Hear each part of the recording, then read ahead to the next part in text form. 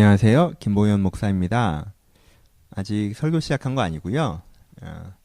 지금은 토요일 밤이고요.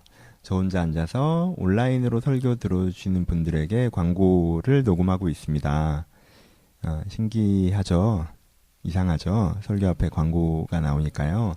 온라인 성도님들에게 전하고 싶은 이야기가 있는데 뭐 다른 소통의 방법이 없어서 좀 예의가 분명히 아니라고 생각하면서도 이렇게 광고를 넣습니다. 죄송하게 생각하고요.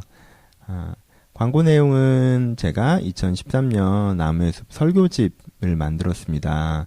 설교를 꾸준히 들어주는 분들에게는 설교를 다시 한번 기억하시는 데 도움이 될 거라고 생각해서 만들었는데요.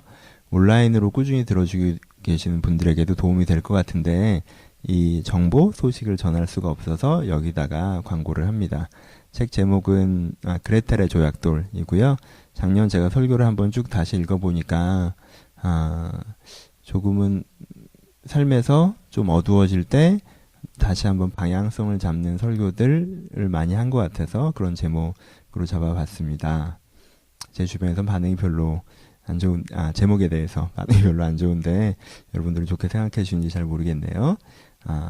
구입 방법은요. 010-7103-6833으로 문자 주시면 문자로 안내 받으실 수 있을 거예요. 그래서 꼭 필요하신 분들은 연락 주셨으면 좋겠고요.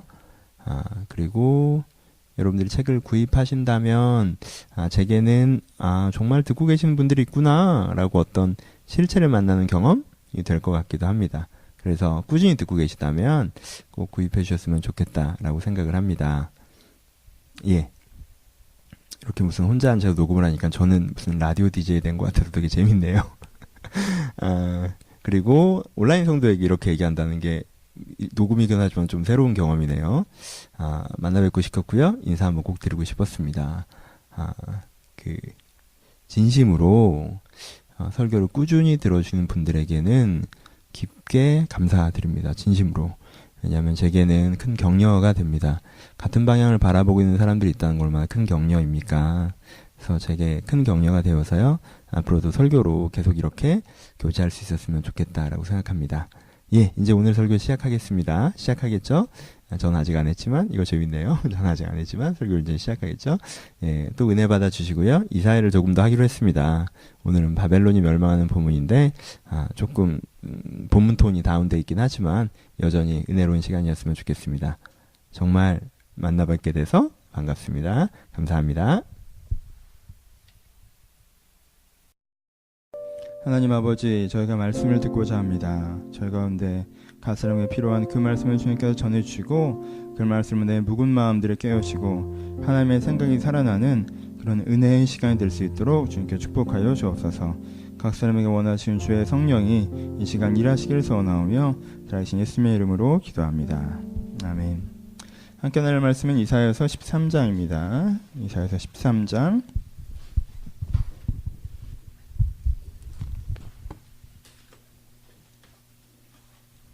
이사야서 13장 1절에서 16절 말씀입니다.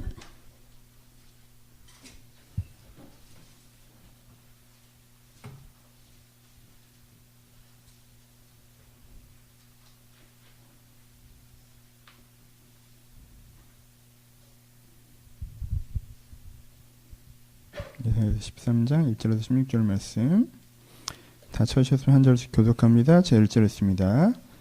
아모스의 아들 이사야가 바벨론에서 대하여 받은 경고라.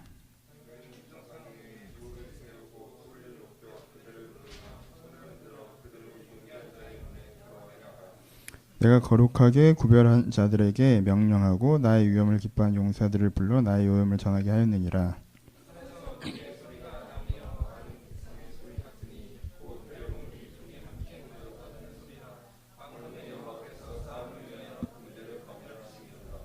무리가 먼 나라에서 하늘 끝에서 왔으며 곧 여호와의 그의 진노의 병거라 온 땅을 멸하라 하미로다.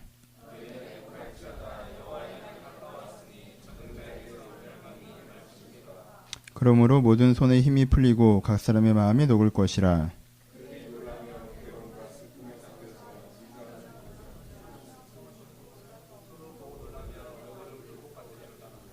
보라 여호와의 날 곧 잔혹히 분냄과 맹렬히 노하는 날이 이르러 땅에 황폐하게 하며 그 중에서 죄인들을 멸하리니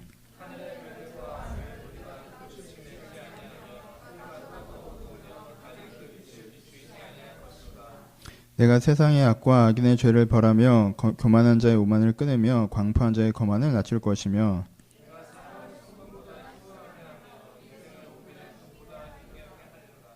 그러므로 나 만군의 여호와가 분하여 맹렬히 노하는 날에 하늘을 진동하며 땅을 흔들어 그 자리에서 떠나게 하리니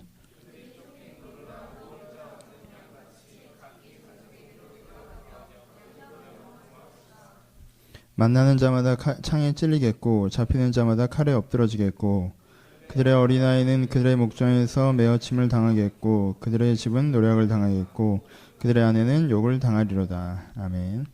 안녕하세요. 예, 오늘은 연휴를 맞아요. 산과 들로 많이 떠나시고 그렇게 많이 함께하지 못했네요. 사람이 많은 것도 예배가 좀 방해되는 게 있고요. 사람이 적은 것도 예배가 좀 방해되는 게 있어요. 하지만 그 옆에 있는 사람들에게 영향받지 마시고 오늘 은혜 받으러 오신 거니까 말씀에 집중하여서 각자의 은혜가 있었으면 좋겠다라고 생각합니다. 오늘 부활절 그리고 여러 가지 상황들이 있어서 한 2주 정도 끊어졌다가 다시 이사야서로 돌아왔습니다. 이사야서로 돌아올까 말까 고민을 좀 했었는데 제 나름대로는 기도해보고 결정한 일이니까 하나님께서 이것을 통해서 나에게 말씀하신다라는 기대감을 가지셨으면 좋겠고요. 오늘 13장 맨 윗부분을 보시면 작은 글씨로 대부분 성경책은 이렇게 적혀있을 거예요. 그렇죠? 바벨론에 대한 경고고요. 넘겨보시면 그 다음에는 14장의 자그마한 글자들을 보시면 바벨론의 멸망 이렇게 나옵니다. 15장에 보시면 모압의 황폐해짐, 16장에 모압의 고통, 17장에 에브라임과 다메섹의 멸망, 18장에 구스의 멸망, 19장에 이집트의 멸망, 20장에 벗은 선지자의 예표, 그 다음에 바벨론의 멸망 뭐 이렇게 나갑니다. 그렇죠? 여러분 환영합니다. 예, 이사야서 13장부터 시작된 이 멸망 시리즈, 예, 2달 동안 시작될 이 멸망하는 세상에 대한 설교, 제가 여기 진입을 할까 말까 되게 망설였는데 일단 하기로 결정을 했으니까 함께 읽어나갔으면 좋겠다라고 생각합니다. 그렇죠? 일단 본문을 쭉 읽으신 느낌이 어떻습니까? 읽으니까 이 구절은 참 마음에 와닿는다 이런 구절 오늘 혹시라도 있으셨나요? 있으셨으면 여러분들은 정말 깊은 영성을 갖고 계신 분들입니다. 그렇죠? 읽으면 대충 어떤 내용들이 연결돼요? 바벨론한테 얘기한다라고 한 다음에 2절부터 5절까지는 대충 너희가 이렇게 모여라 라고 하나님의 군대를 모으시는 것 같아요. 그렇죠?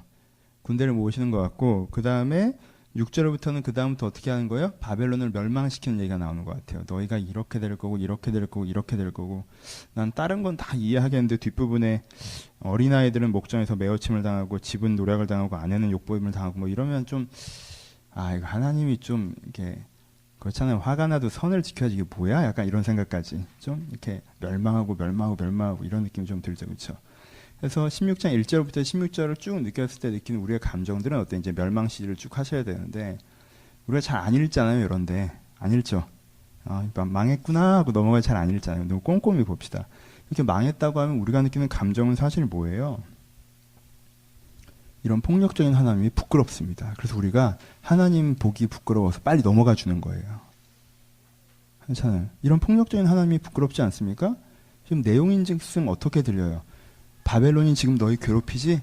조금만 기다려. 내가 가서 죽여버릴 테니까. 이거잖아요. 좀만 참아. 좀 있다가 내가 가서 걔네들을 혼내줄 걸 생각하니까 참아지지. 걱정 마. 내가 가서 어떻게 멸망시킬 거냐 하면 걔네 땅도 초토화시키고 내가 걔네 가족들도 멸하고 고향까지 남겨두지 않고 내가 이렇게 다 죽여버릴 거야. 마음이 풀리지 않아? 좀만 기다려. 이렇게 말하는 하나님의 말이 얼마나 천박합니까? 그렇지 않아요? 여기에 공의가 있습니까? 사랑이 있습니까? 진리가 있습니까? 서로 이런데 위로받는 사람이 있다면 그 사람 또한 얼마나 못돼 먹은 사람입니까? 힘센 놈이 나 때렸으니까 쟤보다 힘센 놈을 데려와서 그 죄를 쥐어 패겠다. 이 마음으로 마음의 평안을 얻는 자가 얼마나 못돼 먹은 자라는 거예요. 그러니까 우리는 이 부분은 왠지 불편해요. 그러니까 빨리 넘어가 주는 거예요. 왜? 하나님 민망할까 봐. 그렇죠? 근데 다시 생각을 해보죠. 그럼 하나님이 진짜 이런 적이 있어요?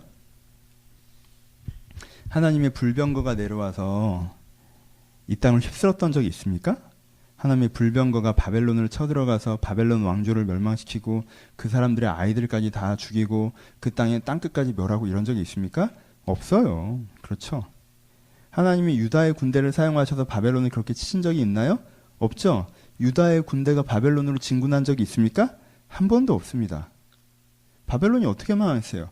바벨론 페르시아한테 망했어요. 메소포타미아한테 망했단 말이에요. 그렇죠? 바벨론은 물론 그 정권이 몰락하는 것처럼 국가가 교체됐던 나라예요. 그러니까 이런 일들이 벌어지지 않았다는 거예요. 우리가 생각하는 하나님의 군대가 바벨론의 도시로 진군한다든가 유다가 바벨론의 도시로 진군한 일이 안 벌어졌다는 거예요.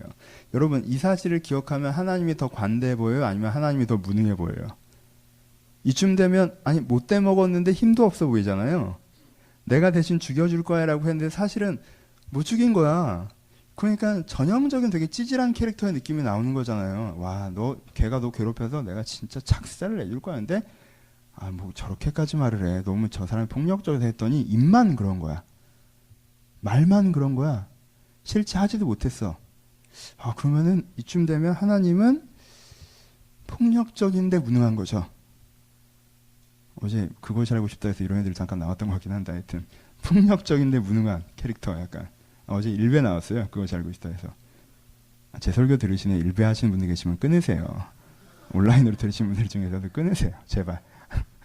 내가 일베가 왜 문제인지 한번 글을 써야겠어. 하여튼 예, 돌아와서 그런 이미지잖아요. 그럼 지금 정말 그런 건가요? 이쯤에서 우리가 자주 하는 실수를 한번 생각해 봅시다. 이쯤 되면 하나님이 진짜 그런 분이라는 게 평소에 내가 아는 하나님이랑 괴리되잖아요. 그럼 우리가 질문을 가져봐야죠. 내가 본문을 제대로 읽은 게 맞나? 라는 질문을 가져봐야 됩니다. 그렇죠? 우리는 좀 과격한 표현이란 자극적인 장면이 나오니까 그냥 빨리빨리 넘어갔던 건 아닌가? 또 이런 얘기구나 하고 지나갔던 건 아닌가? 성경엔 이 얘기가 도대체 왜 이렇게 많이 써 있는 걸까? 앞으로 한 10여 장을 이런 얘기를 하는데 왜 이렇게 많이 이런 얘기가 쓰여져 있는 건가? 우리는 이 이야기를 제대로 이해하고 있나? 우리 좀 다시 한번 생각을 해봅시다. 두 가지 포인트. 하나, 여러분 이건 설교문이에요. 묵시적인 설교문이에요. 그렇죠? 묵시적인 설교문을 읽을 때 항상 고려해야 된다는 게 이거는 사실적인 글쓰기나 역사적인 글쓰기로 되어 있지 않다라고 그랬어요. 그렇죠? 보세요. 그 앞절에 뭐라고 나와 있어요? 해와 달이 어두워지고 별들이 떨어질 거라고 나왔어요. 그럼 진짜 별이 떨어진다고 우리가 생각해요? 아니죠. 뭔가 전망이 어두워진다는 식으로 우리는 이해를 하죠. 근데 그 뒤에 아이가 죽고 자기의 아내를 잃어버릴 것이라고 쓰였으면 진짜 아이가 죽고 아내를 잃어버리게 될 거라고 생각을 해요. 이렇게 해석하는 걸 뭐라고 그랬어요? 해석적 일관성이 없는 거라고 했죠. 그렇죠? 앞부분은 너무 비현실적이니까 상징으로 해석하고 뒷부분은 현실적이니까 현실로 해석하는 건 누구 멋대로 해석하는 거라고 그랬어요? 내 멋대로 해석하는 거라고 그랬죠. 뒷부분을 현실로 하려면 앞부분도 현실이어야 되고요. 그렇죠? 앞부분을 상징으로 해석하려면 뒷부분도 상징으로 해석해야 되는 거예요. 그렇죠? 설교문은 정확하게 상징적인 글쓰기는 아니에요. 하지만 뉘앙스상 은유와 비유가 많이 들어가는 글쓰기입니다. 그렇죠? 의미들을 좀 생각하고 다시 한번 읽어봅시다. 그게 첫 번째 여러분들 피하라 한 거고. 두 번째, 이 사람들이 설교를 들을 때랑 우리가 이 글을 읽을 때랑 굉장히 큰 포인트의 차이가 발생해요. 어떤 차이가 발생하냐면 이들은 그 시대적 현실 속에서 이사야의 설교를 듣습니다. 그렇죠? 이사야는 이거 글을 쓴 게 아니에요. 논어 이런 걸 쓴 게 아니란 말이에요. 공자는 논어를 쓰면서 온 세계 사람들이 온 인류에 걸쳐 읽기를 바랬어요. 하지만 이 이사야는 지금 누구에게 설교하는 거예요? 그 당대 유대인들에게 설교하는 거잖아요. 내가 여러분한테 설교하는 것처럼. 굉장히 죄송스러운 비유지만 한번 해봅시다. 2주 전에 제가 우리나라에 일어났던 어떤 사건을 가지고 설교를 한 적이 있었어요. 만약에 100년 뒤에 누군가 그 설교를 듣는데 언제 이 설교를 했는지 모르고 듣는다고 칩시다. 설교가 이해를 할 수 있을까요? 아니죠. 지금 우리가 공감하고 있는 슬픔은 서로 다 아니까 그건 설명하지 않고 설교가 들어간단 말이에요. 그렇죠? 마찬가지예요. 바벨론의 멸망을 얘기하는데 바벨론이 어떤 나라인지는 유대인들이 알아요, 몰라요? 서로 알죠. 지금 저 나라가 저래서 문제라는 건 서로 안단 말이야. 동시대에 살기 때문에 안단 말이에요. 그렇죠? 근데 그 나라가 지금은 그렇지만 앞으로는 어떻게 될 거야 라고 얘기하는 거죠. 이 설교는. 그러니까 이 설교를 읽는 우리한테 무슨 문제가 생겨요? 지금은 그렇지만을 우리는 모르고 듣는다는 거예요. 지금은 그렇지만을 모르는 상태에서 앞으로는 어떻게 될 거야만 들으니까 아, 왜 그렇게까지 되는데? 라고 되는 거예요. 그쵸? 그러니까 우리가 이 설교를 이해하기 위해서 맨 처음 해야 되는 건 뭐냐면, 그러니까 현재 바벨론의 문제가 뭔지를 알아야 돼요. 그걸 어떻게 알아요? 안 써 있는데. 여러분, 알 수 있는 방법이 있어요. 글이라는 건. 글이라는 건 반어가 이미 들어가 있잖아요. 너는 이렇게 망할 거야 라는 얘기 중에 뭐가 내포되어 있어요? 네가 이랬었지만이 내포되어 있죠. 그러니까 우리는 멸망에 대한 이야기의 반어, 멸망에 대한 이야기를 반대로 해석해 보는 것을 통해서 이들의 현재가 어땠는지를 유추해 볼 수 있겠죠. 그러니까 바벨론의 현재가 이런데 거기 속에서 네가 어떻게 움직여야 하고 그러면은 이렇게 될 것이다. 이 3단 논법으로 오늘의 이야기가 진행되는 것입니다. 오케이? 그럼 본문을 그런 관점으로 다시 한번 봅시다. 하지만 이거는 상상을 해봐야 되니까, 유추를 해봐야 되니까요. 첫 번째, 현재의 바벨론은 어떤 나라였을까요? 제가 잡은 포인트 3개로 리딩해서 일단은 따라오셔야 되겠네요. 저는 세 번째로 얘기한 걸 첫 번째로 두는 게 더 이해하기에 좋다고 생각해서 세 번째로 얘기한 거 먼저 얘기해 봅시다. 13장 12절에 보면요. 나는 내가 사람을 순금보다 희소하게 하며 인생을 오빌의 금보다 희귀하게 하리로다 라고 얘기하고 있어요. 그렇죠? 뭐가 뭐보다 더 귀하게 만들겠다고 얘기해요? 금보다 사람이 더 귀하게 만들겠다고 얘기해요. 그렇죠? 정확한 반언은 뭐겠어요? 그러면 현재 바벨론은 어떤 나라라는 거예요? 사람보다 금이 더 귀한 나라라는 거죠. 그렇죠? 내가 너희들을 멸망시켜서 금보다 사람이 더 귀한 나라로 만들겠다라고 얘기하시는 건 지금 어떤 게 문제라는 거겠어요? 너희들은 지금 사람보다 금이 더 귀하지? 라고 얘기하시는 거죠. 그렇죠? 바벨론은 어떤 나라예요? 풍요와 성공을 지향하는 나라죠. 무엇보다? 사람보다. 사람이 중요하지 않아요. 뭐가 중요해요? 성공이 중요해요. 권력이 중요해요. 황금이 중요해요. 이게 바벨론의 가치였어요. 무엇이 안 중요하다고 했어요? 사람이 안 중요하다고 그랬어요. 그러면 그 다음에 멸망에 대해서 우리가 이해할 수 있는 부분들이 있습니다. 그 다음에 뭘 얘기해요? 너희가 멸망해서 고향으로 돌아가려고 한다 할지라도 가다가 다 죽을 것이고, 너희가 멸망해서 가족만이라도 지키려고 할지라도 그 가족도 지키지 못할 거라고 얘기하시죠. 그렇죠? 그러면 이것도 여전히 반으로 연결이 될 수가 있어요. 그럼 이 나라가 어떤 나라라는 거예요? 지금의 바벨론은 돈과 성공과 권력을 추구하느라 사람도 신경 쓰지 않고, 공동체, 고향도 신경 쓰지 않고, 가정도 신경 쓰지 않고 그것을 향해서 달리는 나라라는 거죠. 좀 멸망 얘기를 같이 섞어서 해보면, 그러니까는 이 사람들이 어떻게 하고 있다는 거예요? 지금 멸망당했다는 게. 성공을 위해서 달리고 돈을 위해서 달리다가 그것이 다 무너졌을 때, 꼭 그런 사람들 있잖아요. 그런 아저씨들. 성공과 돈을 위해서 달리다가 그게 무너지면 그때서야 친구 찾고 가정 찾는데 이미 20년 동안 방치된 인간관계는 다 망가져 있기 때문에 그를 반겨줄 고향도 없고 그를 품어줄 가족도 없는 상태. 그런 거잖아요. 지금 그런 걸 얘기하고 있는 거죠. 진짜 누구를 막 이렇게 창으로 꼽고 이런 얘기를 하는 게 아니라. 그러니까 이들의 첫 번째 이 나라의 문제는 뭔 거예요? 성공과 돈과 권력을 향해서, 힘을 향해서 달려가느라 사람도 안 보이고 공동체도 안 보이고 가족도 안 보이는 상태. 그러니까 이들의 첫 번째 상태죠. 그렇죠? 두 번째, 근데 이 지향을 갖고 있는데 두 번째 상태를 보려면 그 윗줄을 보면 알고 있어요. 그 윗줄에 뭐라고 나와 있냐면 그 윗줄에 땅에 대한 얘기가 나오죠. 9절에 그날의 땅을 황폐하게 하겠다라고 얘기하시고요. 10절에 하늘의 별과 별무리가 그 빛을 내지 않고 해가 돋아도 어두우며 달이 그 빛을 비추지 않겠다라고 얘기하는 부분이 나와요. 그래서 어떻게 하냐 하면 악인들의 오만을 끊어버린다. 교만을 끊어내겠다라고 얘기하는 부분이 나와요. 그렇죠? 이걸 반대로 봅시다. 이 사람들은 어떤 사람이에요? 땅은 공급되는 힘을 상징해요. 여러분, 싸움은 밥심으로 해요? 주먹으로 해요? 밥심으로 하죠. 라는 개념의 땅이에요. 그렇죠?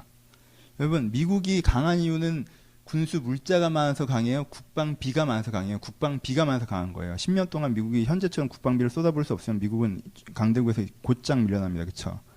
그러니까 뭐예요? 그런 공급하는 힘, 돈이건 밥이건 이 사람이 지속적으로 힘을 낼 수 있도록 공급하는 힘을 얘기한 게 땅이에요. 그렇죠? 이 사람들이 뭘 갖고 있어요? 땅을 갖고 있죠. 공급한 힘을 갖고 있어요. 그 다음에 뭘 갖고 있어요? 별을 갖고 있죠. 별은 뭐예요? 가치관이고 지향이죠. 가치관이고 지향이에요. 이 사람들의 가치관과 지향은 특별히 뭐였어요? 돈과 성공과 권력이었죠.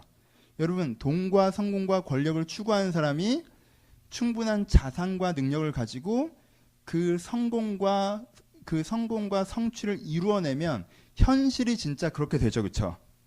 그럼 그걸 이루어내는 사람들은 어떻게 해요? 되게 자만해지죠. 그렇지 않아요? 여러분, 웬만한 집에서 태어났어요. 근데 똑똑하기도 해요. 그래서 사업을 벌렸는데 30대, 40대 됐는데 엄청나게 잘 됐어요. 근데 사업을 하는 과정이요. 굉장히 경제적인 구조를 이해해서 뭐 이렇게 몇 바퀴 돌려서 돈 불린 거고요. 저렇게 아는 인맥 사용해서 이렇게 성공한 거고요. 이렇게 어찌어찌해서 한 거란 말이에요. 그래서 성공을 해서 지금 굉장히 잘 나가요. 이 사람이 어때요? 인생이 뭔지 다 알고 있는 사람이죠, 이 사람은. 세상이 어떻게 살아야 되는지 다 알고 있는 사람이에요. 세상은 뭐고 인생은 뭐고 이렇게 하면 되고 이렇게 못하는 사람들은 좀 이렇게 B급이고 이 영역 이 아예 이런 기회도 못 잡은 사람들은 좀 하류층이고 나랑 다른 사람들이고 딱 이렇게 된단 말이에요. 바벨론이 어떻다라는 거예요. 이상한 추구점이 있어요. 그들의 빛이 있다면 그들의 별이 있어요. 근데 그들의 별이 있는데 그들의 별을 이뤄낼 수 있는 자기의 뭐가 있어요? 역량을 또한 갖추고 있어요. 그러니까 그걸 뭘로 만들었어요? 현실로 만들었잖아요. 바벨론이 세계를 제패했단 말이에요. 그러니까 뭐가 맞는 거예요? 내가 살아가는 방법이 다 맞는 거예요. 그렇죠? 내가 살아가는 방법이 다 맞는 거예요. 자만하고 오만하고 교만하다고 반복적으로 표현합니다. 그렇죠? 이게 바벨론의 현재예요. 돈과 성공과 명예를 추구하고 사람들을 신경 쓰지 않아요. 돈과 성공과 명예를 추구해요. 근데 그걸 그 계획과 자산을 통해서 완성했어요. 그렇기 때문에 이게 최고라고 생각해요. 그게 바벨론이에요. 세 번째로 표현되는 건 윗구절입니다. 그들의 손에 힘이 높고 그들의 마음이 녹았다로 표현돼 반대. 그들의 손에 힘이 있고 그들의 마음이 단단한 상태가 바벨론의 현재 상태겠죠. 손에 힘이 있고 마음이 단단한 상태를 뭐라고 표현합니까? 손에 힘이 있다는 건요. 어떤 문제가 닥쳐도 해결할 능력이 있는 게 손에 힘이 있다고 얘기하는 거예요. 그렇죠? 그러니까 이건 약간 미래 시제죠. 봐요. 내가 이걸 추구해. 난 돈과 성공을 추구해. 근데 그걸 내 역량으로 이루어냈어. 그리고 앞에 무슨 일이 생기더라도 나는 이 힘으로 그걸 다 핸들링할 수 있어. 라는 상태인 거예요. 세 번째, 자신감이죠. 그렇죠? 자기 힘을 신뢰하는 자신감. 내가 이걸 다 할 수 있어. 내 손에 힘이 있어. 무슨 문제라도 내가 해결할 수 있어. 어떤 반란이 일어나건 어떤 흐름이 있건 어떤 흉년이 있건 자연재해가 있건 다 필요 없어. 바벨론은 다 해결할 수 있어요. 괜찮아요. 이 나라의 역량, 여러분 이 대륙의 역량을 갖고 해결하지 못할 일이 도대체 뭐가 있습니까? 괜찮아요? 이게 바벨론 왕들의 자신감이죠. 바벨론 민족, 귀족들의 자신감이고. 이게 바벨론이었어요. 하나님은 이 나라가 망한다고 얘기한 거예요. 이 그림을 먼저 잡고 가는 게 중요합니다. 이게 출발점이니까. 이 포인트에서 제일 중요한 건 뭐예요? 바벨론이라는 나라의 이미지. 우리가 바벨에 산다는 거죠. 그렇죠? 사람을 귀히 여기는 사회예요? 아니죠. 돈과 성공과 권력을 귀히 여기는 사회죠. 그리고요. 어떠한 재능이나 기회를 갖고 있어서 그 돈과 성공과 명예를 성취해내는 사람들은요. 이 시대의 철학자예요. 인생을 가르칩니다. 이렇게 살아라. 저렇게 살아라. 넌 그게 문제야. 넌 저래서 안 되는 거야. 세상은 말이야. 인생은 말이야. 이렇게 해야 되는 거야. 라고 얘기해요. 그들의 자신감은 하늘을 찌릅니다. 그렇죠? 무슨 문제가 생겨도 그걸 다 해결할 수 있다고 생각해요. 우리는 바벨의 시대에 살아갑니다. 이런 사람들을 멋있는 사람이라고 생각해요. 어떤 사람? 여러분, 착한 사람이 멋있는 사람입니까? 성실한 사람이 멋있는 사람입니까? 아니요. 현대는 성공한 사람이 멋있는 사람입니다. 자기가 한 성공으로 자신감이 넘치는 사람. 그래서 모두 무섭지 않은 사람. 우리는 이런 사람을 멋있는 사람이라고 생각해요. 바벨의 가치가 현대사회의 중심이 된다는 거죠.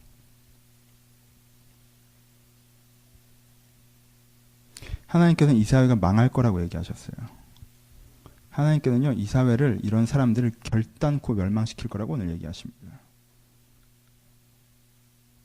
하나님은요, 사람을 귀히 여기지 않고 돈을 귀히 여기고 성공과 명예를 귀히 여겼던 사람들이 그 성공과 명예가 자기 손아귀에서 눈 녹듯이 사라질 때 그때서야 가족을 찾고 친구를 찾아도 아무도 자기의 일 위로해주는 사람 없이 홀로 남게 되게 하겠다고 말씀하셨어요.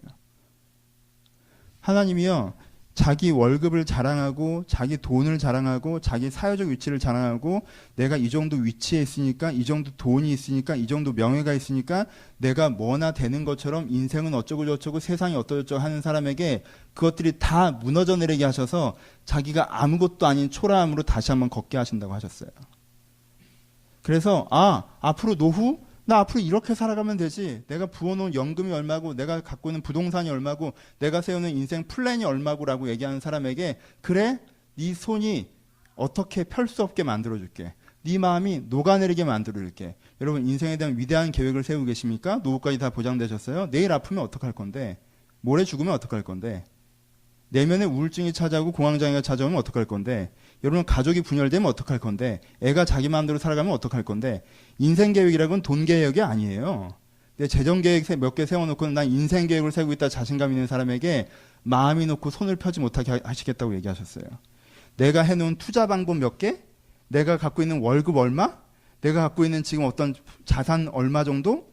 내가 갖고 있는 인맥 어느 정도? 내가 갖고 있는 거래처 몇 개 정도? 내가 갖고 있는 명성 어느 정도? 나 이걸로 할 수 있어. 라고 자기 땅을 자랑하는 사람에게. 그래서 자기 생각에 맞는 대로 인생은 이렇게 살아가는 거야, 저렇게 살아가는 거라고 자기 별을 제시했던 사람에게 하나님께 멸망하게 하셨다고 말씀하십니다.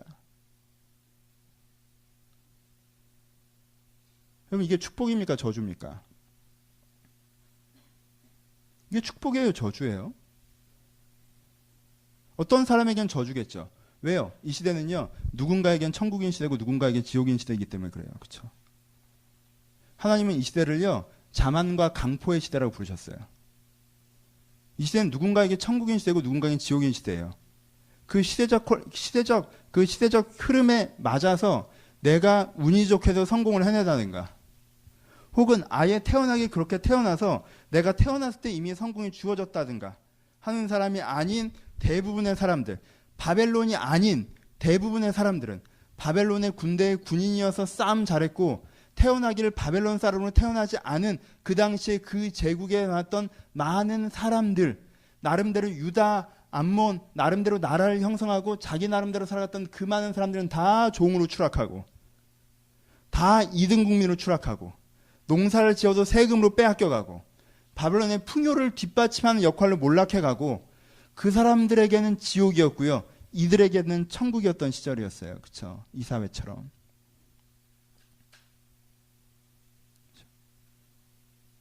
그런 시절이었단 말이에요. 그래서 하나님께 뭐라고 하세요? 강포와 자만의 시대라고 그러는 거예요. 자만은 뭐예요? 내가 운이 좋게 이쪽에 딱 껴있으면 이쪽이 안 보이는 거야. 그리고 내가 하고 있는 모든 행동들이 사실은 이쪽을 어느 정도 공격하고 있는데 그걸 신경 안 쓰는 거예요. 자만과 강포의 시대입니다. 여러분, 이 본문은요, 저주의 본문이 아니에요. 이 본문이 저주의 본문으로 느껴진다면 도대체 뭐하고 살고 있는 건지 물어보고 싶어요. 왜 이 본문이 저주로 느껴집니까? 이 본문은 축복의 본문입니다. 여러분, 우리의 분노는 어디에 있습니까? 우리가 이 시대를 보는 분노는 어디에 있어요? 부당한 권력이 있지 않아요? 과도한 지도층이 있지 않습니까? 구조적으로 자기들만의 세계를 만들고 있는 것에 있지 않습니까? 그리고는 그것이 선하다고 말하는 것에 있지 않습니까? 여러분, 이것이 무너지겠다고 얘기하시는 거, 이거 같은 축복이 어디 있습니까? 이 불의가 무너져 내릴 것입니다. 이 불의가 무너져 내려야 됩니다. 어떤 사람들을 통해서? 오늘 본문에 나오죠. 하나님께서 유다에게 하시는 얘기의 의미를 이제 이해할 수 있을 거예요. 사람들은요, 세상이 그렇게 흘러가잖아요. 성공 명예 쫓아가고 사람 신경 안 쓰고 재능 갖고 달리고 기회 갖고 달리고 태어나기 그렇게 태어나고 그래서 그 위쪽으로 어떻게든 몰려고. 왜? 이 아래쪽은 비참하잖아. 어떻게든 위쪽으로 가보려고 하는 사람들, 그리고 아래쪽에 남아있는 사람들, 이런 구조로 있는 사회에서 사람들이 하는 방법은 세 가지예요. 첫 번째, 어떻게 합니까? 편승하죠. 더럽고 치사하지만 세상이 그런데 어떡하니? 나 살아야 될 거 아니야. 그럼 편승합니다.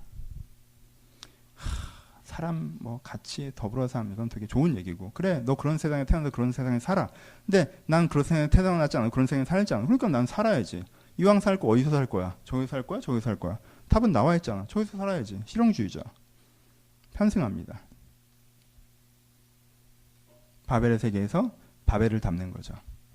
이사야가 왜 이 설교를 했겠어요? 많은 사람들이 그 당시에 편승했기 때문이에요. 바벨이 잘 나가는 걸 보고 바벨론이 우세하는 걸 보고 아시리아가 그럴 때처럼 또 편승하는 거예요. 아, 저렇게 해야 되나 보다. 세상은 저렇게 사는 건가 보다. 그 성공자의 가르침에 귀를 기울이며 그들이 철학자예요. 그들이 교사예요. 그들이 목사예요. 그들의 가르침에 귀 기울입니다. 왜? 그들은 해냈으니까. 여러분 지금 시행되는 많은 멘토 강의들을 보세요. 강연들을 보십시오. 사람들이 그 말에 귀 기울이는 이유가 뭐예요? 성공했다는 거 아니야. 그 사람이 뭔 직종이건 어떤 일을 했건 성공했다는 이유 때문에 인생에 대해서 말할 수 있는 권리를 얻잖아요. 도대체 그 사람이 기업 하나 일으켰다고 해서 왜 인생에 대해서 말할 수 있는 거지? 그 사람이 그 계통에서 성공했다고 해서 왜 인생에 대해서 삶에 대해서 논하지? 그렇게 된다는 거예요. 하나는 편승하죠. 사람들의 첫 번째 반응입니다. 두 번째 반응은 뭐예요? 두 번째 원망과 분노입니다. 이게 조금 다른데 하나로 묶어보죠. 원망과 분노. 한 단어로 표현하면 단절이죠. 원망과 분노. 원망이랑 분노랑 좀 달라요. 원망은 뭐예요? 아, 하나님 세상이 왜 이 모양이에요? 라고 하는 거죠. 왜 나를 이런 나라에 태어나게 하셨어요? 라고 하는 거예요. 왜 나를 이런 부모 밑에 두셨어요? 라고 하는 거예요. 왜 나는 이런 얼굴로 태어나게 하셨어요? 왜 보낼 때 이렇게 아무런 재능도 안 주셨어요? 원망하는 거죠, 첫 번째. 원망하면 사람이 어떻게 됩니까? 원망하면 어떻게 돼요? 원망하면요, 내가 피해자이기 때문에 어떻게든 나 하나 살아남는데 집중해도 된다는 당위가 생깁니다. 그렇잖아요. 지금도 이런 문제가 생기니까 당장 나온 얘기가 이민 가겠다는 얘기 아니에요. 괜찮아. 원망하면 나 하나 빠져나가도 된다는 당위가 생겨요. 왜? 세상이 나를 이렇게 공격했잖아. 세상이 문제잖아. 그러니까 나 하나 살아야 될 거 아니에요. 그렇죠? 여러분 이민 가고 싶으세요? 여러분 하나님께서 여러분들 이민 보내주실 것입니다. 한국이란 나라는 빼죠. 그리고 지금 있는 158개국인가 168개국인가를 우리 봉에 넣어서 통에 담습니다. 여러분 그거 할래요? 한국 빼고 168개국 국가 이름 적어서 넣고요. 이민 보내줄게요. 나오는 거 아무 나라나 가는 거 합시다 우리. 할래요? 여러분 되게 치사한 거 알죠? 짐바브웨 갈 거예요? 아, 짐바브웨 나라 나 뭔지 몰라요. 좋은 나라일지도 몰라요. 가까운 데 가실래요? 북한 가실래요?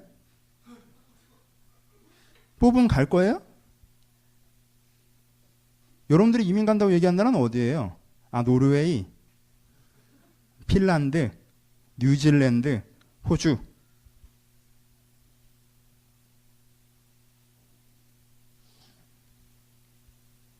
원망하는 사람은요, 자기가 피해자이기 때문에 자기가 도망가도 된다는 합리화가 있습니다. 이민을 갈 거면 그렇게 가야지. 그렇죠? 세 번째는 분노하는 사람이에요.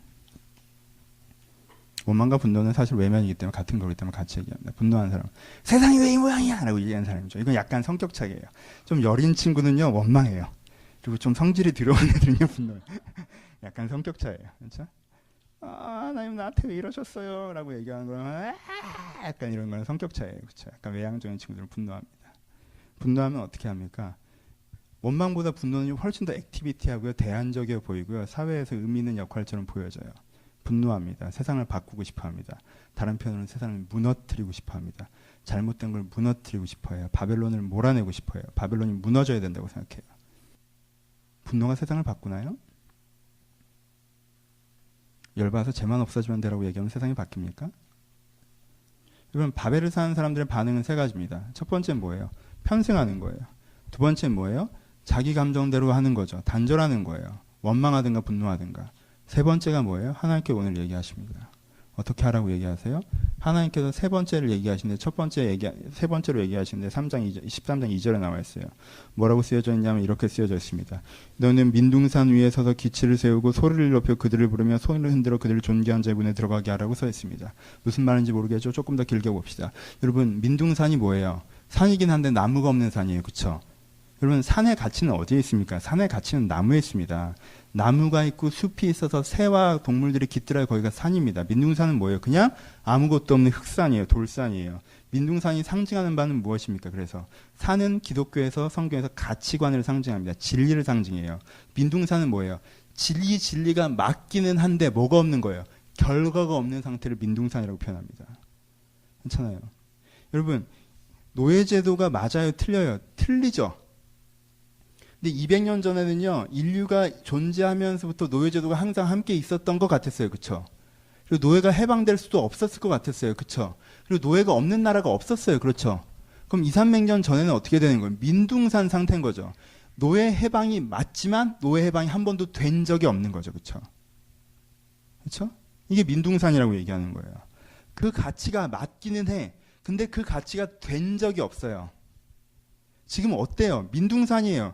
바벨론이란 말이에요. 황금을 추구하고 황금의 구조가 짜여져 있고 황금의 자신감이 있는 구조란 말이에요. 그렇죠? 그러니까 하나님의 진리, 사람을 중시하는 것, 진리를 찾아가는 건 이건 뭐예요? 민둥산이란 말이에요. 근데 어떻게 하라는 거예요? 거기에 깃발을 들고 서라고 얘기하시는 거예요. 세 번째. 대안을 찾는다. 세상이 어떻게 됐다 저떻게 됐다 해서 편승하지 말고 세상이 왜 이 모양이냐 저 모양이냐라고 그냥 원망하고 분노하지 말고 그럼 뭐가 맞냐를 찾으라는 거예요. 뭐가 맞냐를. 그리고 뭐가 맞냐를 찾았으면 그걸 하는 사람이 아무도 없더라도 그 결과가 전혀 없었더라도 그 산 위에 자기가 깃발을 들고 서라는 거예요. 기치를 들고. 지금 유다에게 원하시는 것이 이것입니다. 민둥산에 깃발을 들고 서라. 그리고 뭐 하라는 거예요? 부르라고 합니다. 누구를? 자기와 같은 자들을 부르는 거죠. 하나님을 경외하는 자들을, 하나님을 사모하는 자들을, 진리를 찾는 자들을 그 산에 서서 부르라는 거예요. 왜? 너 같은 사람이 너 하나가 아니라는 거예요. 왜 세상이 이 모양이라고 얘기하는 게서 끝나지 않고 왜 이 세상이 이 모양이에요? 세상대로 살아야죠. 왜 세상이 이 모양이에요? 분노하고 원망하고 거기서 멈추지 않고 그러면 이 세상이 어떤 모양으로 돼야 됩니까? 라는 답을 찾고 이게 맞구나라고 생각하고 서는 사람이 너 하나가 아니라는 거예요. 그러니까 거기 서서 부르라는 겁니다. 그럼 어떻게 된다고 했어요? 거기서 땅끝에서부터 정말 보이지 않았던 것에서부터 그런 사람들이 없었던 것 같은데 그 사람들이 너에게로 몰려 나올 거라는 거예요. 산에 모여들 거라는 거예요. 내가 하는 건 소리치는 거 하나예요. 내가 하는 건 외치는 거 하나예요. 그러면 내 외침을 듣고 나와 같은 사람들이 그 산에 오를 거라는 거예요. 민둥산에 오를 거라는 거예요. 그 민둥산에 내가 첫 번째 나무가 되어주는 거죠. 내가 그 민둥산의 첫 번째 동물이 되어주는 거예요. 그래서 거기에 사람들이 오릅니다. 그럼 그 다음에 어떻게 한다고 하셨어요? 본문에 그 산에 사람들이 마에서 4절에 산에 무리의 소리가 나미면 많은 백성의 소리가 같으니 열국의 민족이 함께 모여 떠드는 소리라. 거기 사람들이 민족이 함께 모여 떠드는 것처럼 모여들게 하겠다고 하셨어요. 그럼 그 다음에 어떻게 하겠다고 하셨어요? 그 다음에 만군의 여호와께서 싸움을 위하여 군대를 검려하심이로다 라고 얘기하시죠. 그렇죠? 뭐예요? 하나님께서요 그들과 함께 하실 거라는 거예요. 그래서 그들을 군대로 만드실 거라는 거예요. 그리고 그 다음에 어떻게 된다고 하셨어요? 그들이 나의 요음을 전하게 하였느니라. 그들이 온 땅을 진노의 병거가 되어서 온 땅을 멸하게 할 것이다 라고 얘기하시는 거예요. 이게 세 번째예요. 세 번째는 뭐 하는 겁니까? 대안을 찾는 겁니다. 대안을 행하는 것입니다. 대안을 찾고 대안을 행하는 거예요. 내가 뭐가 맞는지 답을 찾아내고요. 그 답을 갖고 산 위에 서서 다른 나와 같이 생각하는 사람들을 부르는 거고요. 그 사람들을 불렀으면 그 사람들과 함께 하나님께서 우리의 예비시키심을 경험하는 거고요. 하나님께서 우리의 예비시키심을 경험하셨으면 이 경험하게 하신 그 훈련하심을 가지고 이 사람들이 바벨을 멸망시키는 거예요. 가만히 내가 어디 숨어 있으면 하나님이 나타나서 바벨을 멸망시키시는 것이 아니라 이들이 나의 진노의 병거가 되어 세상을 멸망시키는 것입니다. 세상을 바꾸어 나가는 거예요. 오케이? 이게 우리가 바벨의 시대를 사는 우리의 대안이어야 한다고 지금 이사야는 설교하고 있습니다. 왜요? 이사야가 뭘 했기 때문에 그렇겠어요? 바벨의 성공을 보면서 그 당시 유대인들이 어떻게 행동했겠습니까? 바벨의 성공을 보면서 그 당시 유대인들이 어떻게 했어요? 편승하거나 원망하거나 분노하거나 그러고 시간들을 허비하고 그대로 인생을 낭비하고 그대로 세상의 흐름에 그냥 흘러다니는 거예요. 그렇죠? 그러니까 지금 이사야가 설명하는 거예요. 설교하는 겁니다. 니네가 세상을 원망하기를 멈추고 분노하기를 멈추고 편승하기를 멈추고 민둥산에 서라는 거예요. 그게 틀렸는 줄 알았으면. 여러분 세상이 왜 이 모양입니까? 라고 얘기하는 액센트는 뭐가 있어요? 세상이 틀렸다는 거죠. 여러분 세상이 틀려서 힘들다는 거죠. 그럼 제대로 하세요. 유일하게 하나님 뭐 하십니까? 라고 얘기할 수 있는 사람은 누군지 아십니까? 하나님의 길에 서 있는 사람들입니다. 세상에 편승하면서 하나님 뭐 하고 계세요? 왜 세상이 이 모양이에요? 하나님 임해달라고요? 여러분 그날 여러분들 같이 망할 거예요. 왜? 네가 바벨이잖아. 바벨처럼 살아놓고 왜 이렇게 하나님을 기다려요? 죽으려고. 여러분 원망만 하고 분노도 하고 아무것도 하지 않았어요. 원망만 하고 분노도 하고 아무것도 하지 않았어요. 하나님 오시면 이 사람은 뭐라고 할 건데요? 난 아무것도 안 했으면서 왜 하나님이 모든 걸 해주시기 바라는데요? 왜 하나님 여러분들의 문제를 다 해결해 주셔야 됩니다. 여러분들은 손도 까딱 안 하려고 하는데 힘든 것도 싫고 어려운 것도 싫고 내가 부딪히기도 싫고 갈등하기도 싫고 참기도 싫고 기다리기도 싫은데 왜 하나님 여러분들 다 해주셔야 됩니까? 이걸 하는 사람들이 있어요. 다윗이 이걸 하는 사람들이었죠. 여러분 다윗이 어떻게 기도합니까? 시편에 보세요. 다윗이 하나님한테 어떻게 기도해요? 하나님 일어나소서라고 기도합니다. 이 표현이 계속 반복해서 나옵니다. 일어나소서라는 기도가 뭐가 담겨있어요? 야 앉아있지 마요. 그쵸? 하나님 뭐 하십니까? 라고 지금 다윗이 얘기하는 거예요. 지금 이렇게 상황이 이런데 앉아서 뭐해? 라고 얘기하는 거예요. 하나님한테. 왜 다윗은 그렇게 설교할 수 있어요? 다윗은 민둥산에 깃발을 들고 서 있기 때문에 그래요. 하나님 깨소서라고 얘기합니다. 지금 다윗이 하나님한테 뭐라고 그래요? 뭐라고 하는 거예요? 깨소서라는 말. 요즘식으로 하면 자냐? 예요. 너 자냐 지금? 지금 내가 깃발을 들고 여기 서 있는데 내가 당신의 뜻에 따라 세상과 싸우고 있는데 당신은 지금 주무십니까? 깨어나소서. 여러분들 하나님의 길에 서 있잖아요? 그럼 하나님 뭐 하십니까? 라고 외치십시오. 하나님께 그 외침을 듣고 일어나실 것입니다. 하나님께 그 외침을 듣고 깨어나실 거예요. 하나님은 그렇게 그런 사람들과 함께 일하셨습니다. 그러니까 괜히 편승하고 살면서 원망하고 살면서 분노하고 살면서 하나님 뭐 하십니까? 그러지 마세요. 사람들 참 이상하다. 악한 세상을 내버려 두면 하나님 뭐 하십니까? 그래요. 악한 세상을 버려도 하나님 뭐 하십니까? 그래요. 어떻게 해야 돼? 하나님 어떻게 해야 되니? 이 부당한 구조적인 문제와 죄악의 구조를 갖고 사람들이 악을 계속 행하고 있는데 내버려 둬야 돼요? 그거 내버려 두면 또 뭐라고 해요?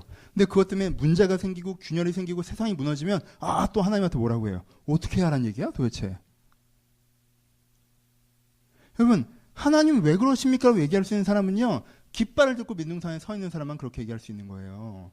그리고요 그 사람과 함께 하나님은 분명히 일하십니다.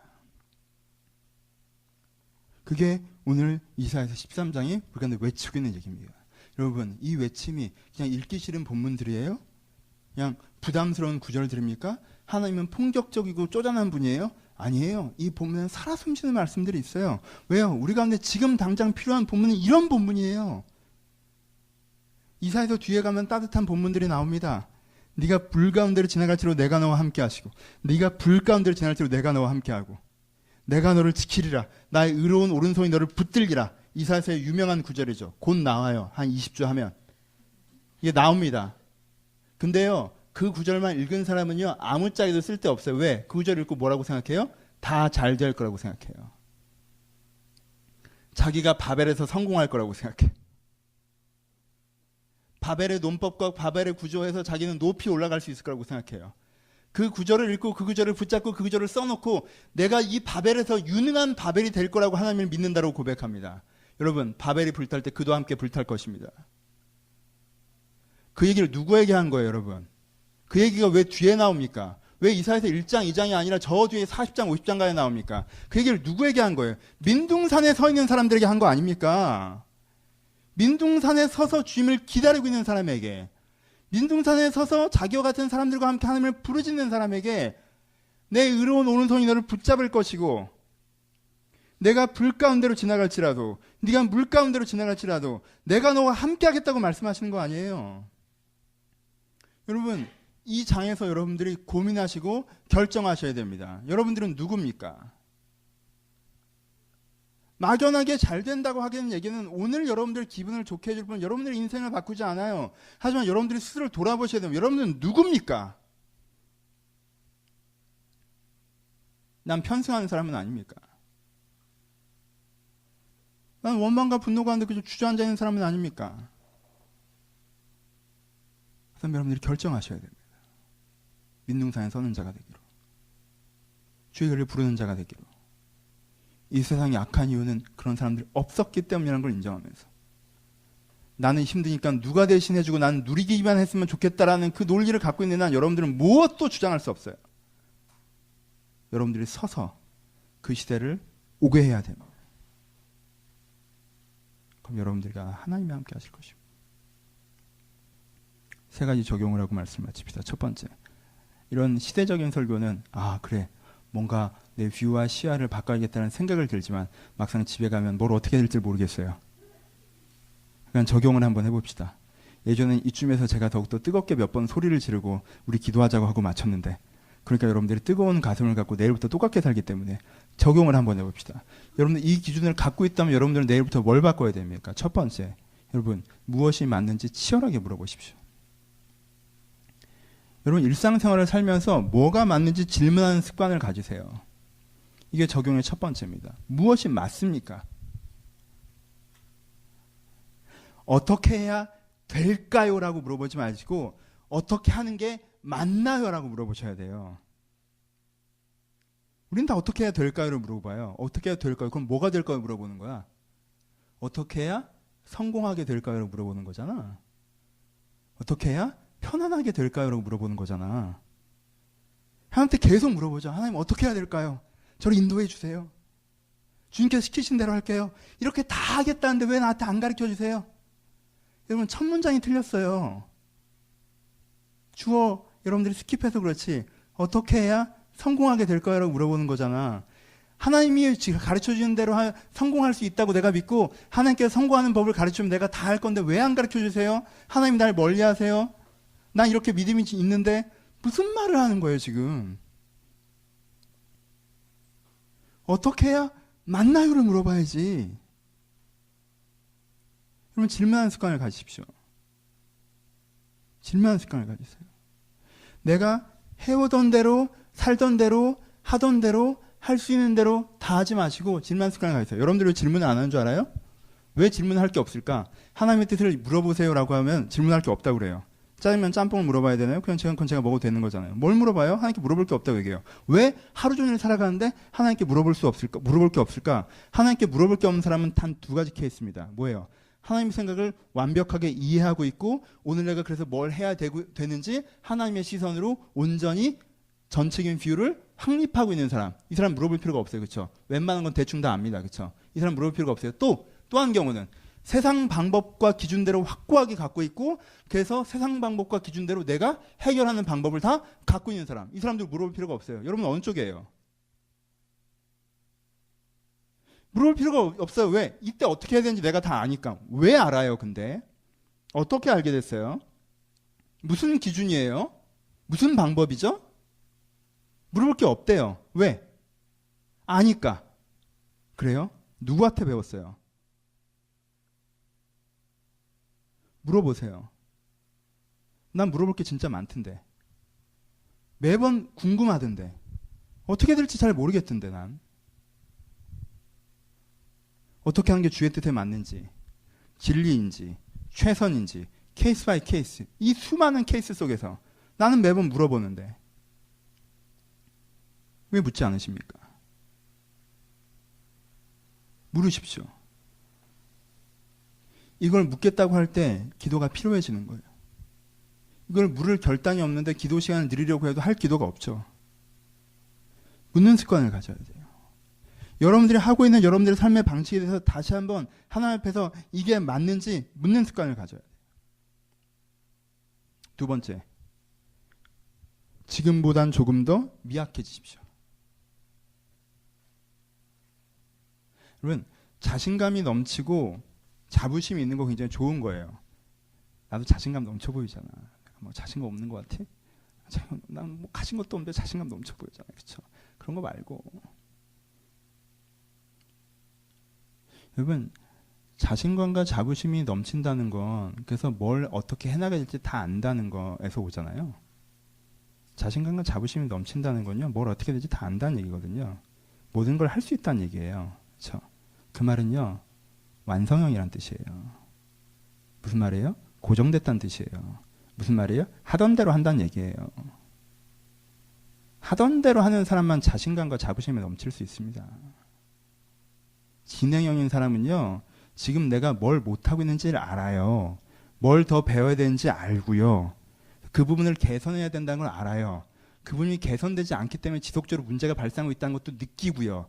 그래서 그걸 개선하려고 노력하는 중입니다. 그래서 자부심과 자존감에 넘치지 않습니다. 고정된 사람만. 다 커서 이제 계속 이대로 살 사람만. 자신감에 넘칩니다. 모든 걸 아는 것처럼 얘기하고요. 여러분 바벨이 되지 마십시오. 바벨은 정점에 섰어요. 모든 걸 알고 자기가 해냈어요. 인생은 이렇게 하면 되는 거고 나라는 저렇게 하면 되는 거예요. 누구도 나에게 충고할 필요가 없어요. 왜? 역사상 가장 위대한 제국을 이뤘으니까. 그 자신감이 그들을 죽였습니다. 여러분 두 번째, 지금보다 미약해지세요. 자신감에 넘치지 마세요. 여러분의 자신감의 근원이 하던 대로 하는 것인지 다시 한번 물어보세요. 내가 하던 대로, 내 방식대로, 내 기준대로. 여러분 주의 뜻대로 하려면요 판단이 빠를 수가 없어요. 그렇잖아. 주의 뜻대로 할 때는 판단이 빠를 수가 없어요. 여러분 듣자마자 딱 견적이 나오잖아요. 그럼 그건 네가 네 맘대로 한다는 뜻이야. 그렇잖아. 쟨 별로야. 안 볼래. 이 이름 마음에 들어. 하자. 저 이름 부담스러워. 안 할래. 순간순간 탁탁탁탁 견적이 나와요. 누가 하는 거야? 내가 하는 거잖아. 숙고함이 없는 거잖아요. 조금 더 미약해지라는 말은요. 숙고하는 태도를 가져야 된다는 얘기예요. 숙고한다는 건 우유부단해서 이렇게 할까? 저렇게 할까? 이러면 어떡하지? 저러면 어떡하지? 이게 숙고가 아니에요. 이건 그냥 우유부단한 거지. 숙고라는 건 그래. 지금 상황은 이렇고 내 의견은 이렇고 세상적인 견해는 저렇고 그럼 하나님의 의견은 무엇이냐? 그렇다면 나는 지금 어떻게 해야 되느냐? 여러분 이거는요. 시간이 걸린다는 거. 이걸 숙고라고 하는 거예요. 세상이 뭐라 하건 하나님이 뭐라 하건 난 나니까 내 의견대로 탁탁탁 결정을 하니까 그렇게 쿨하게 숙고하지 않고 가시는 거예요. 숙고하는 사람한테 이게 빨리 결론이 안 나오라고 얘기하는 거고 그건 내 뜻대로 사는 거고. 두 번째, 숙고하는 습관을 가지세요. 생각의 속도를 느리게 하라는 얘기가 아니에요. 생각의 속도를 높이는데 그 사이에 단계 하나가 더 들어가야 돼요. 그렇죠? 단계 하나가 더 들어가는 거예요. 세 번째, 소망을 가지세요. 이 구절의 핵심은 어디 있습니까? 된다는 거예요. 이게. 세상이 안 바뀔 것 같죠? 세상이 안 무너질 것 같죠? 세상이 그대로일 것 같죠? 저 권력이, 저 권세가, 저 조직이, 저 방식이. 여러분, 우리나라에서 수많은 권력과 권세가 무너져 왔습니다. 모르세요? 근데 왜 이 모양이에요? 그걸 대체할 건강한 권세가 없었어요. 그래서 이 모양인 거예요. 제대로 된 권세가 없으면 그 권세가 무너져도 비슷한 애가 그 자리를 차지할 수밖에 없는 거예요. 그렇잖아요. 그러니까 소망은요. 계속 바뀌어봐야 계속 그렇고 상황 따라 계속 그렇고 그렇던데 아니에요. 시리아의 자스민 형성 같은 혁명을 일으키고 건강한 정부를 세워놓은 나라들도 얼마든지 있어요. 근데 무너뜨리기 잘해놓고 건강한 정부를 세우는 과정성 속에 문제가 생긴 거죠. 그러니까 소망은 있어요. 잘 못해서 안 된 거지 안 되는 거에서 안 된 게 아니란 말이에요. 사람들은 몇 번 안 되면 안 되는 거에서 안 된다고 얘기하는데 아니에요. 여러분 인생에 안 됐던 일이 많으세요? 내 인생은 안 되는 거에서 안 된 거예요? 잘 생각해봐요. 잘 못해서 안 된 거예요. 제대로 안 해서 안 된 거고 제대로 하면 제대로 됩니다. 하나님은요 민둥산에 서 있는 자들을 절대 외면하지 않으세요. 하느님이요, 민둥산에 서서 하나님을 부르는 자들에게 하나님의 사람을 보내주고 하나님께 직접 오시고 그들을 통해서 함께 일한다고 하셨어요. 하나님이 살아있으면 마땅히 그러지 않겠습니까? 산 하나님으로부터 오는 참 소망. 질문은 항상 거기입니다. 하나님이 힘이 있냐 없냐가 질문인 게 아니라 항상 하나님이 내 편이냐 아니냐가 질문인 게 아니에요. 내가 하나님 편이 맞느냐 아니냐가 질문이지. 우리 인생에 주님의 일이 일어나지 않는 이유는요, 내가 주님의 편이 아니기 때문에 그래요.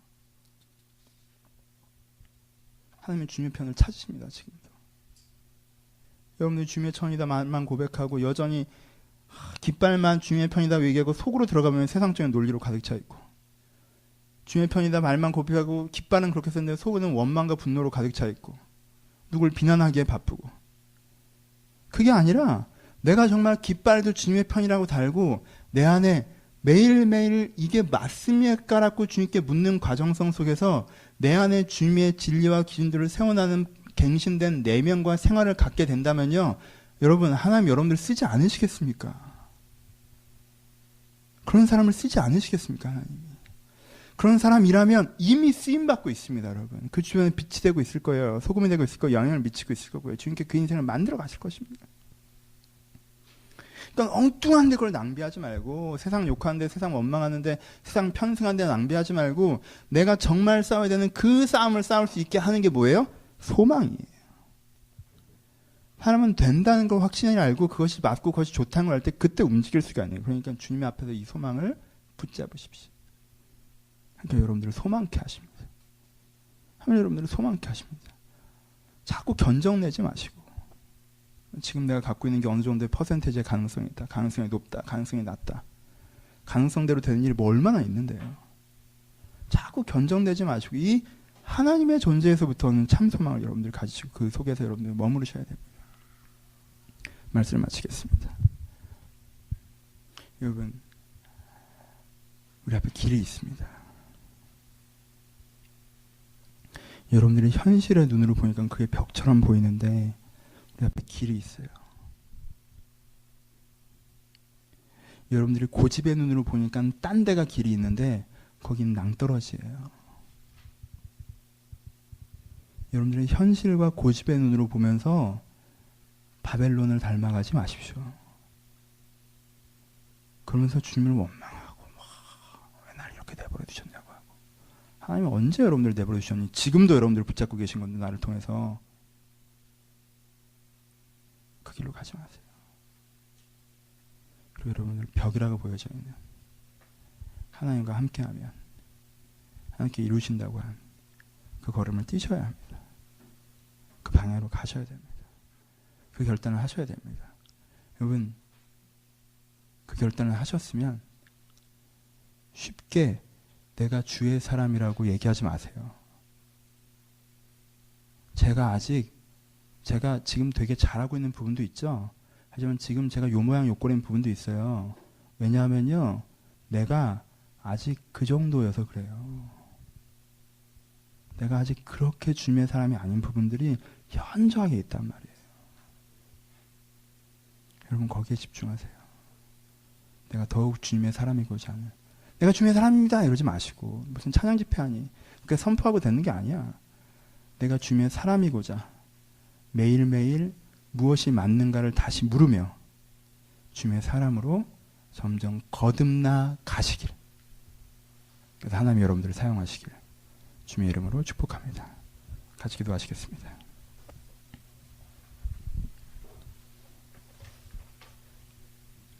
여러분, 바벨이 참 사람들을 거만하게 하는 것 같아요. 하나님의 사람들을. 자기 자신을 돌아보지 않고 목 빳빳하게 세우고 하나님 뭐 하십니까? 원망과 분노, 세상과 편승하며 살면서도 마치 자기가 뭔가 신앙에 뭐 문제를 발견한 양, 자기는 선지자인 양, 자기는 잘 살고 있는 양, 자기는 주님의 편인 양, 자기는 의로운 양. 거만해지지 마세요. 거만해지지 마세요. 세상을 욕하시는 거 저 좋아해요. 저 욕하면 저 누구보다 세상을 욕 잘합니다. 사람 원망하세요. 세상에 분노하십시오.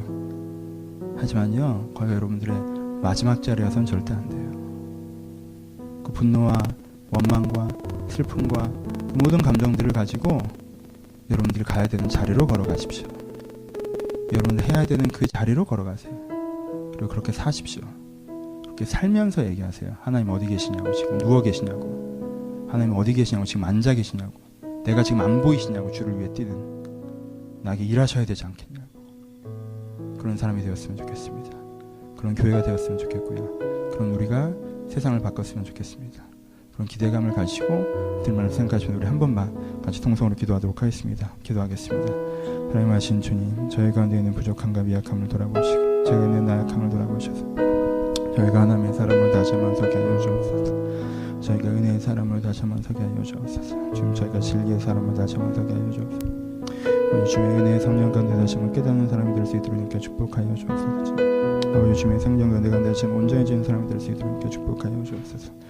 아버지 온전히 바라보는 사람들이 될 수 있도록 이렇게 축복하여 주옵소서. 하나님의 생각이 내 안에 임하는 사람들에게를 주님의 이름으로 축복하여 주옵소서. 주의 마음이 저 안에 임하는 사람이 될 수 있도록 이제 축복하여 주옵소서. 아버지 주의 뜻을 따라가는 사람이 될 수 있도록 이렇게 저를 축복하시고 그래서 주로 말미암아 다시만 새롭게 걸어가는 사람이 될 수 있도록 저를 축복하여 주옵소서. 하나님의 세상을 따라가는 자가 되지 않게 하시고 세상에 편승한 자가 되지 않게 하시고 세상에 가운데 나약해진 자가 되지 않게 하시고 이들이 다시 한번 하나님을 붙잡으며 하나님 안에서 걸어가는 자가 되기를 소원하오니 아버지 하나님 안에서 하나님과 함께 그런 자가 되기를 소원하오니 주여 우리 가운데 주장한 주와 함께 하소서. 하나님의 생각이 하나님의 뜻이 하나님의 마음이 잘 이루어질 수 있도록 저를 돌봐주옵소서. 하나님의 생각과 뜻과 마음이 잘 이루어질 수 있도록 저를 돌보시옵소서. 하나님의 뜻대로 하나님의 마음대로 저를 걸어갈 수 있도록 저를 축복하여 주옵소서. 아버지 주의 마음을 좀 걸어가기를 소원합니다.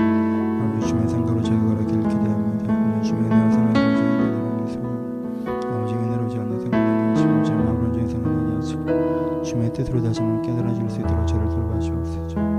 아버지 멀어진 자들을 가까워지게 하시며 아버지 잃어버린 자들을 회복시켜 주시며 아버지 생각과 아버지 마음을 좀 온전해질 수 있도록 저를 돌봐주옵소서. 아버지 우리가 하나님을 향한 회복, 하나님의 은혜의 회복의 역사에 느끼는 소원하고 아버지 이들과 하나님의 성령의 회복의 역사에 느끼는 소원하고 아버지 주님께서 이들 한 사람 한 사람을 주장하셔서 이들과 하나님의 방향으로 다시 한번 돌아온 사람들이 될 수 있도록 하나님의 방향으로 다시 한번 회복되는 사람들이 될 수 있도록 주여 저를 돌봐주시고 축복하여 주옵소서. 하나님 저를 돌보시기를 소원합니다. 하나님의 생각으로 저는 이루어지길 기도하고 하나님의 마음으로 저는 이루어지길 기도하고 하나님의 소원이 하나님의 영의 소원이란 이루어질 수 있도록 주를 축복하여 주옵소서. 하나님 주님의 주관하심을 저는 느끼는 소원을 축복하여 주옵소서. 하나님 주님의 주관하심을 저는 느끼는 소원을 저희를 축복하셔서 하나님의 생각으로 적은 중에 다시 한번 걸어갈 수 있도록 인도하여 주옵소서. 우리를 통해서 하나님께 일하시는 것들 제가 보기를 소원합니다. 아버지 주여 저희가 아버지 뒤를 물러가 침례에 빠진 자가 되지 않게 하시고 민중당에서도 깃발을 들고 있는 사람들이 될 수 있도록 한 사람 한 사람 마음 가운데 아버지 주님께 인도하시고 함께 하여 주옵소서. 주님께 인도하시길 소원하며 살려주시옵소서.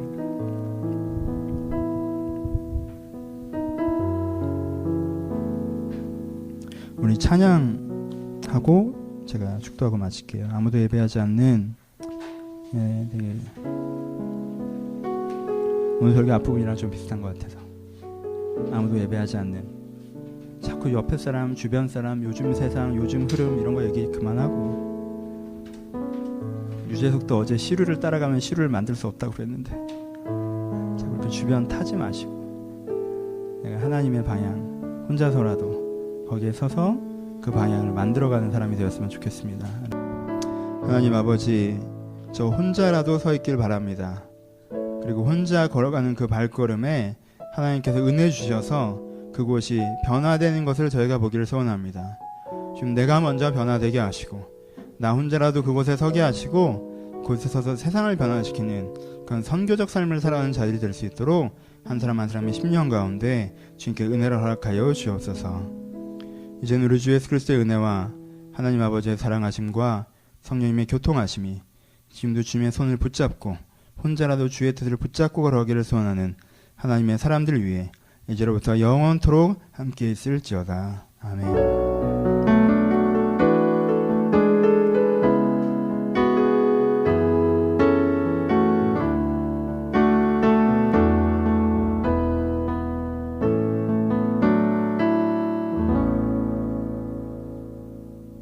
감사합니다. 예배를 마쳤습니다.